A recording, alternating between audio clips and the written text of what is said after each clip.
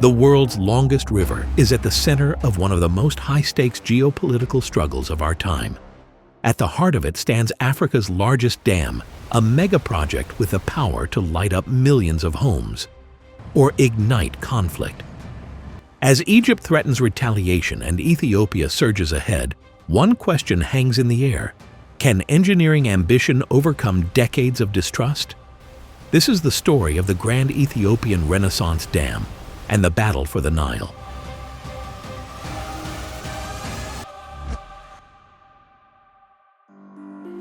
In 1959, Egypt and Sudan signed an agreement that would define Nile politics for decades. The deal allocated 66% of the river's flow to Egypt, 22% to Sudan, and left the rest to evaporation, with nothing for the upstream countries. Crucially, Ethiopia, where most of the Nile's water actually originates, wasn't just excluded, it wasn't even consulted. Decades later, in 2011, Ethiopia began construction on what would become the most ambitious infrastructure project in its modern history, the Grand Ethiopian Renaissance Dam. Construction unfolded near the Sudanese border on the Blue Nile. In 2013, Ethiopia diverted the flow of the Blue Nile, which was a necessary step to begin construction on the dam's foundation. The move raised concerns downstream, especially in Egypt and Sudan, where water security is closely tied to the uninterrupted flow of the river. But while the decision drew media attention, it's actually a standard engineering practice. Diverting a river allows for the creation of a dry work area where the main structure can be safely built. The same method was used during the construction of the Hoover Dam, when the Colorado River was temporarily rerouted through diversion tunnels to enable foundation work. Today, the dam's foundation is anchored deep into bedrock. Over 10 million cubic meters of concrete make up its massive main wall, reinforced by saddle dams, spillways, and 2 power stations. It is the largest dam in Africa.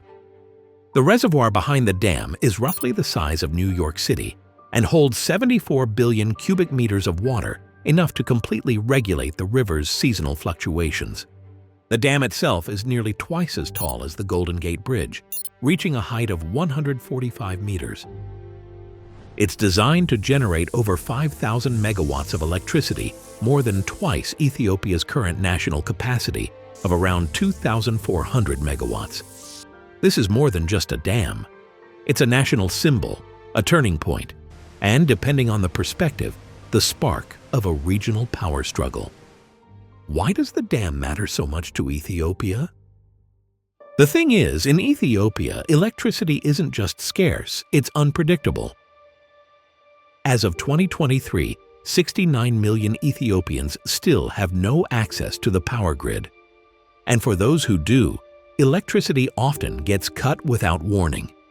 In many cities, blackouts happen daily, sometimes lasting 8 to 12 hours. In rural areas, entire communities can be left without power for days, sometimes even weeks. Without stable electricity, factories can't operate, and agricultural products go unprocessed. Development without energy is like trying to run with your shoelaces tied together.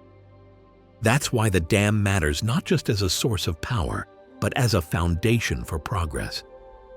And this is where the conflict begins. What Ethiopia sees as a vital pillar of economic growth, the downstream countries Sudan and Egypt perceive as a threat to their very existence.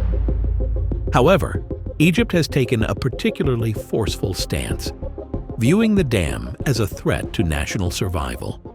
Cairo has repeatedly demanded a legally binding agreement to regulate the filling and operation of the dam. Ethiopia, in turn, has refused to commit to specific volumes of water release. Egypt brought the issue to the United Nations, calling for international intervention and accusing Ethiopia of threatening regional stability and violating international norms. At the height of tensions, Egyptian officials openly warned that all options are on the table. Media reports indicated that Egypt even considered military action, including the possibility of airstrikes on the dam. What is the reason behind Egypt's aggressive actions? The Egypt, a country that, on paper, stretches over 1 million square kilometers. But that figure is deceiving. In practice, only about 3% of this vast territory is habitable. The rest? A seemingly endless desert. And yet, within this sea of sand, there's a single thread of green snaking its way northward through the Sahara. This is the Nile River. And for thousands of years, it has been the lifeline of Egypt. From hundreds of years, the Nile shaped Egyptian civilization. Its predictable flooding allowed early societies to thrive, grow crops, and build one of the most powerful empires the world had ever seen. But the river's significance didn't end with the pharaohs. Today, Egypt still relies on the Nile almost entirely. About 97% of the country's fresh water comes from this one river alone. And yet, what once was a symbol of abundance has become a symbol of constraint. In 1986, Egypt's population was just 50 million. As of 2025, it's projected to reach 116 million, more than doubling in just 4 decades. But while the number of people relying on the Nile has surged, the river itself has remained the same. In fact, in practical terms, it's shrinking. Since 1970, Egypt's annual per capita water availability has been cut in half. The United Nations defines water scarcity as having fewer than 1,000 cubic meters of water per person per year. In Egypt, that figure stands at just 570. This has real consequences. Agriculture suffers, food imports rise, and the government is forced to spend billions subsidizing basic staples. In cities like Cairo, where over 20 million people live, every drop of water flows from the Nile. Meanwhile, upstream developments like Ethiopia's Grand Renaissance Dam add geopolitical tension to an already fragile situation. But the core problem lies within Egypt itself. Too many people, too little water, and almost nowhere else to go. Meanwhile, the GERD has been filling slowly and intentionally since 2020. In July of that year, the first stage of water accumulation began, and by August, the water level had risen to 540 meters. Satellite images from early 2017 showed a barren valley.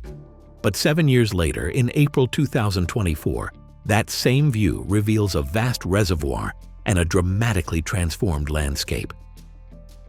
Prime Minister Abiy Ahmed recently announced that the dam will be fully inaugurated within the next 6 months. Yet despite years of diplomacy, no binding agreement has been reached. The latest round of talks collapsed in December 2023, with both sides accusing each other of refusing to compromise. But new science is beginning to shift the conversation. A peer-reviewed study published in Nature in 2024 analyzed the impacts of GERD on downstream water availability and found that even in times of drought, the dam's operation is unlikely to significantly affect the flow to Sudan, Egypt, provided it is managed transparently and cooperatively. In other words, the problem may not be the dam itself, but the trust deficit between the nations involved. Because at its core, GERD represents more than just concrete and turbines. It's a test of regional diplomacy in a climate-stressed world. Whether it becomes a symbol of shared progress or deepening division depends not on engineering, but on political will.